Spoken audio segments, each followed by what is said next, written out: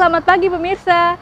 Berita Padang hadir kembali hari ini bersama saya Adini dan sejumlah informasi telah kami siapkan untuk Anda. Berikut selengkapnya.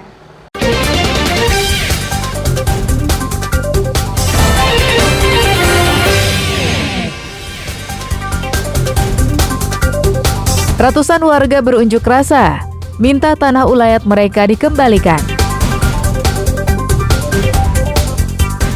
Seorang pencuri isi rumah warga diringkus polisi. Warga Suranti ikuti pelatihan pengembangan pariwisata.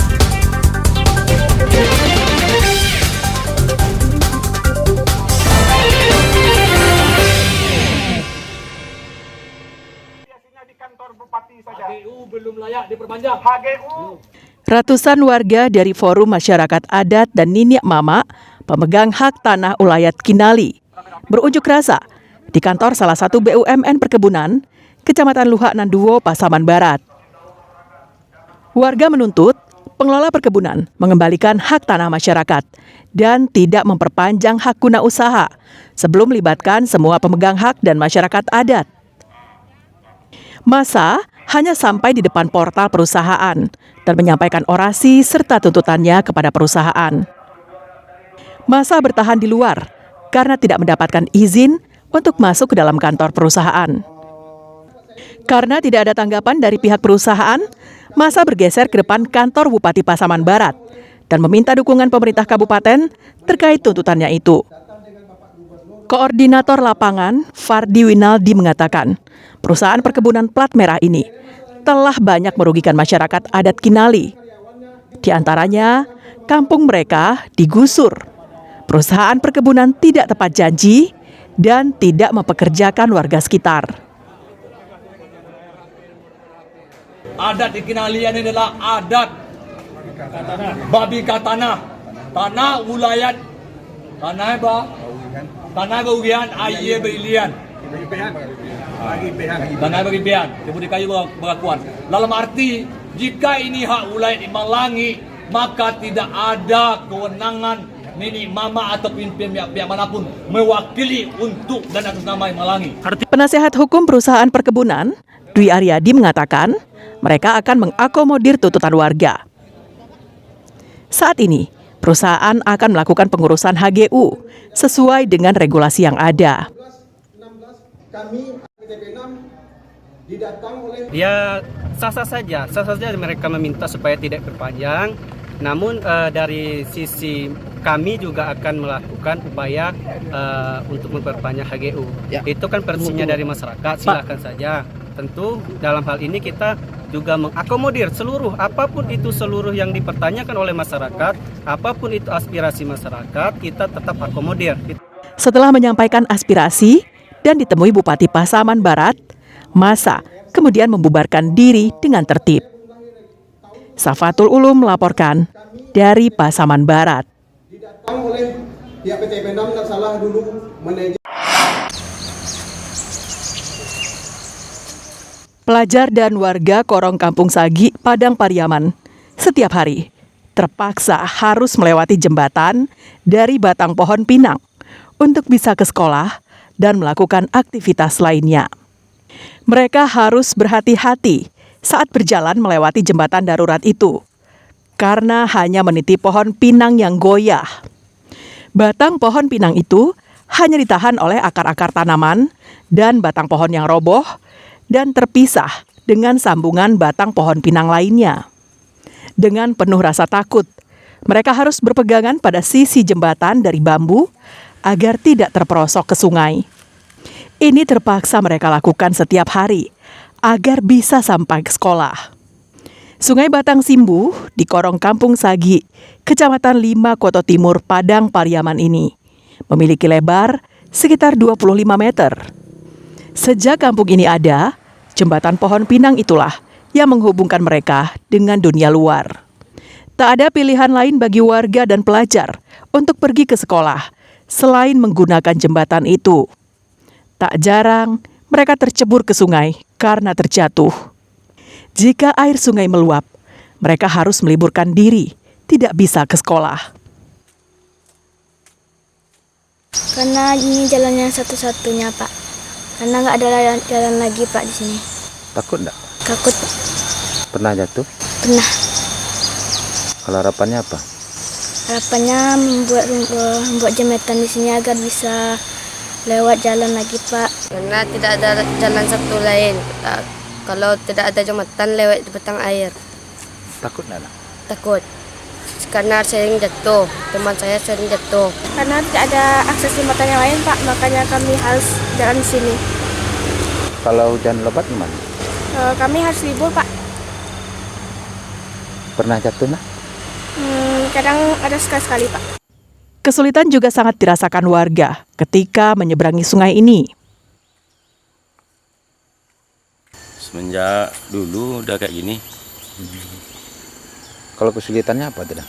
Kesulitannya untuk anak sekolah kalau hari musim hujan nggak bisa melewati ini. Terus membawa hasil panen keluarga nggak bisa. Masyarakat berharap pemerintah kabupaten membangun jembatan yang layak agar mereka bisa beraktivitas dengan nyaman dan aman. Eki Rafki melaporkan dari Padang Pariaman.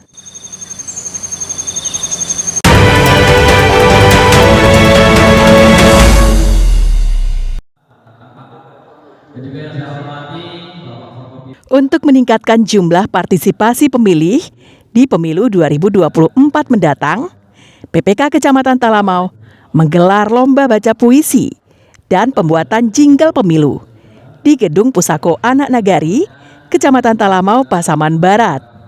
Lomba ini diikuti puluhan warga Kecamatan Talamau yang terdiri dari pelajar, mahasiswa, dan ibu-ibu rumah tangga. Mereka juga menargetkan partisipasi pemilu tahun 2024 mendatang bisa mencapai 85% sesuai dengan target KPU Pasaman Barat. Selain menggelar lomba, mereka juga menggandeng instansi dan tokoh masyarakat untuk mendeklarasikan pemilu damai di Kecamatan Talamau, sehingga bisa berkomitmen dalam menyukseskan pemilu 2024 mendatang. Kita menyampaikan pesan-pesan pemilu itu melalui seni seperti lomba jingle dan puisi.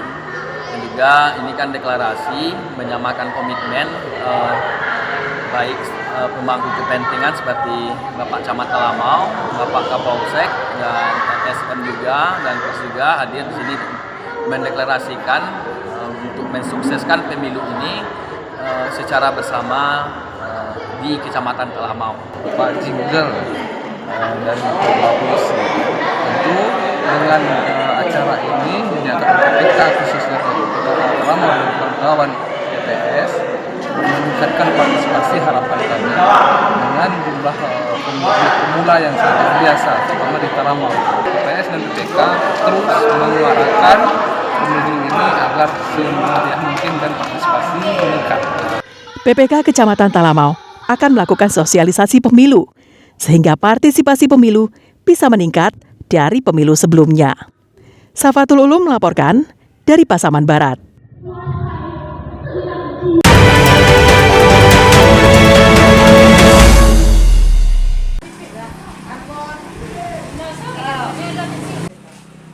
Desa Nareh 1 di Pariaman terkenal dengan hasil kerajinan tangannya. Salah satunya adalah sulaman kapalo peniti. Berbagai jenis motif kain yang dihasilkan, seperti motif bunga, pohon, atau apa saja yang menarik untuk disulam. Mulai dari baju hingga setelan yang dilengkapi dengan selendangnya. Hasil karya yang telah selesai dikerjakan, dipajang, dan siap untuk dijual dengan harga bervariasi tergantung dari tingkat kerumitan sulaman. Mulai dari harga Rp300.000 hingga Rp3 juta untuk sehelai baju. Untuk bisa mengerjakannya, dibutuhkan bahan dasar yang dibeli di pasar. Pertama-tama, yang harus dikerjakan adalah membuat pola yang akan disulam. Kemudian kain dilukis sesuai dengan motif. Setelah itu, dijepit dengan patron atau ram. Sedangkan penggunaan benang cukup disesuaikan dengan motif yang ada. Untuk proses penyulamannya dibutuhkan waktu sekitar 5 hingga 10 hari untuk setiap helai kain yang bisa dijadikan baju. Aktivitas ini biasanya dikerjakan kaum ibu, mulai dari ibu muda sampai nenek-nenek. Kerajinan sulam Kapalo Peniti ini sudah bertahan lebih dari 1 abad lamanya. Ilmu menyulam Kapalo Peniti ini diberikan secara turun-temurun. Untuk sehelai baju diupah dengan harga Rp125.000 hingga Rp1.500.000. Sejak kecil sampai sekarang masih menjahit. Siapa yang ngajarkan dulu, Mak? Nenek, orang tua kan, sampai nenek menjahit. Untuk apa Mak menjahit dulu, Mak? Untuk apa? Untuk tambahan lah.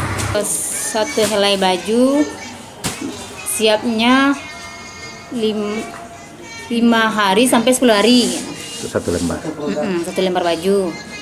Mulai dari 125 sampai 1.500.000. Saat ini, pemasaran sulaman Kapalo Peniti telah merambah kota-kota besar di Indonesia.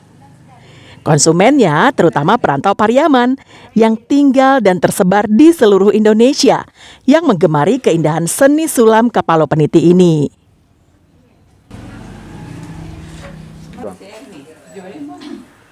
Meski terlihat mudah untuk dikerjakan, namun ternyata butuh ketelitian dan kesabaran untuk bisa menyelesaikannya. Dari Kota Pariaman, Eki Rafki melaporkan.